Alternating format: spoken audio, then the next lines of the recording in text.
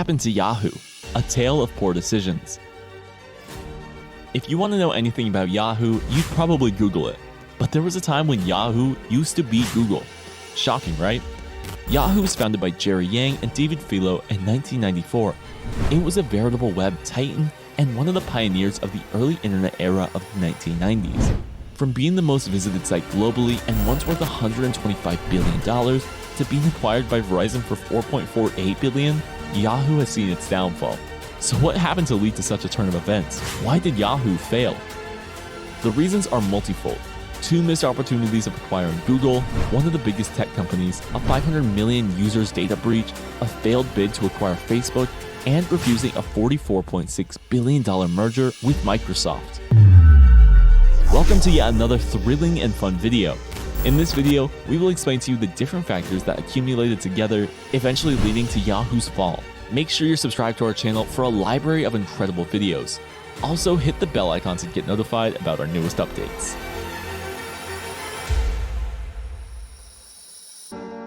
Origin story.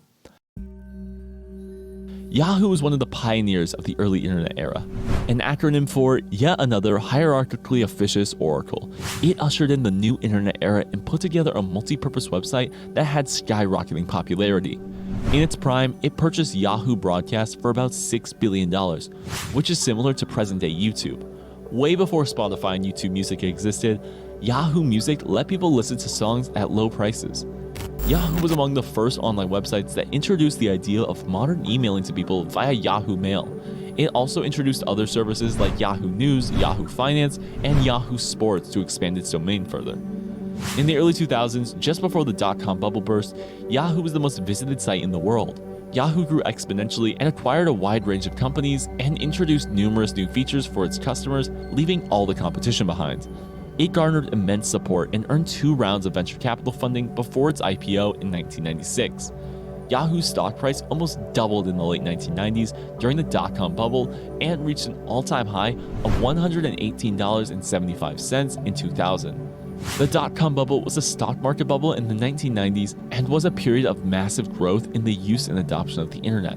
Yahoo was among the few companies to survive the dot-com bubble burst.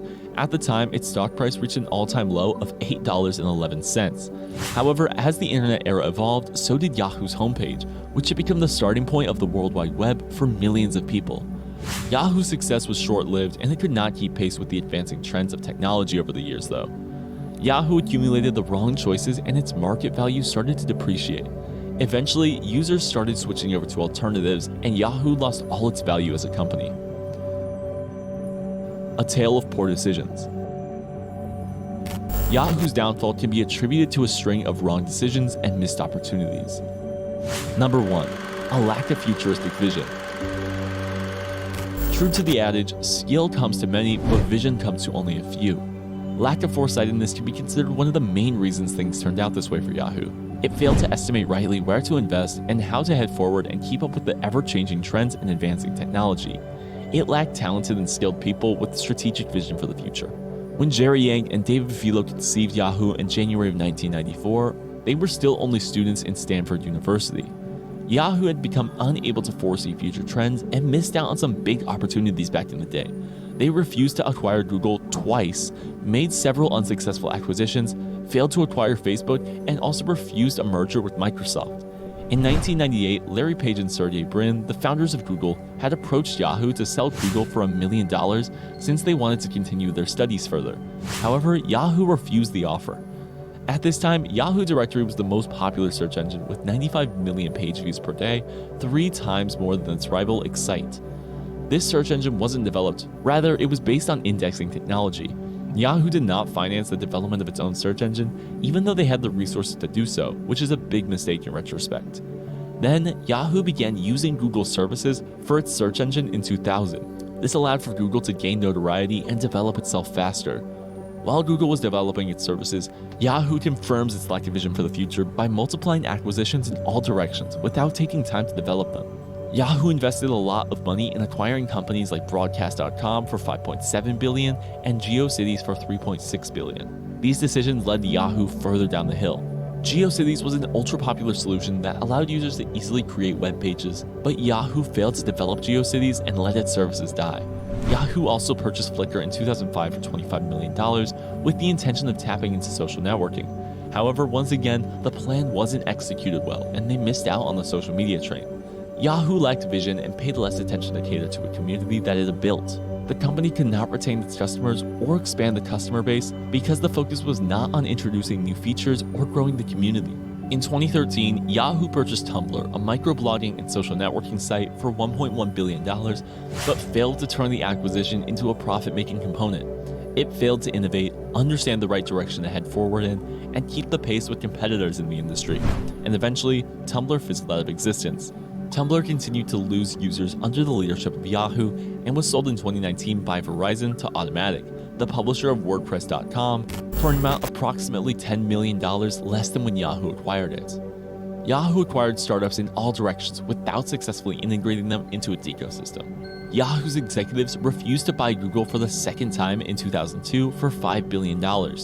At the time, Google had become way more valuable and advanced in the world of online search. Yahoo CEO Terry Samuel realized its true potential and offered a $3 billion deal to the founders of Google. Larry Page and Sergey Brin, though, knew the true worth and potential of Google, so they refused to sell it for $3 billion and asked for $5 billion instead. However, Yahoo turned down the offer, considering this amount overvalued. Walking away from this deal was the best decision that the Google founders ever made. Now, Google's net worth is $1,420 billion US. In July of 2006, at the time when social networking was the new trend in vogue, Yahoo attempted to acquire Facebook for $1.1 billion. However, the deal didn't work out, and a failed bid to buy Facebook was added to the list of missed opportunities on Yahoo's portfolio. A couple of years later, Microsoft approached Yahoo with an offer of $44.6 billion. However, Jerry Yang scoffed at the offer because he felt that Yahoo was being undervalued. So, Yahoo refused to merge with Microsoft and ended up selling to Verizon in 2017 for $4.48 billion.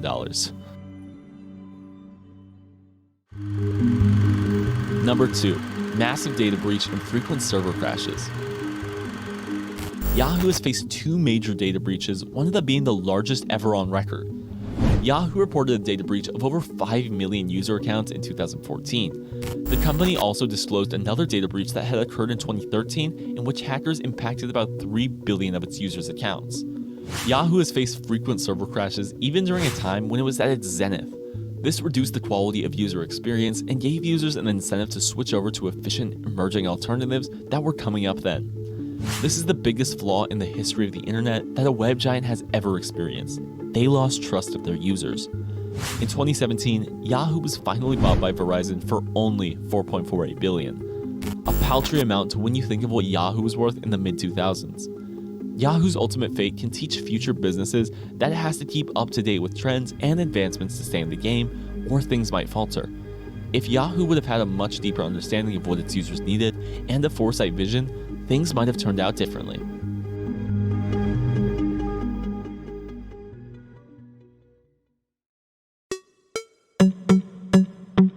I hope you enjoyed the video. If yes, let us know by giving it a thumbs up. Also subscribe to our channel to watch more interesting and entertaining videos like this one.